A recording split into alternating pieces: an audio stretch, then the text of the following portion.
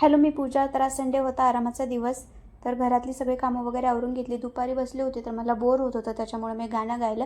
बघा तुम्हाला माझं गाणं आवडलं का, तर मला नक्की सांगा.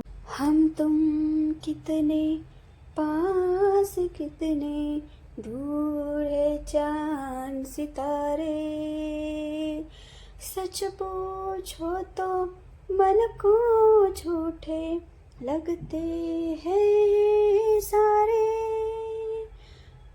सारे नंतर आवाज ढासळला आणि आम्ही गेलो बाहेर.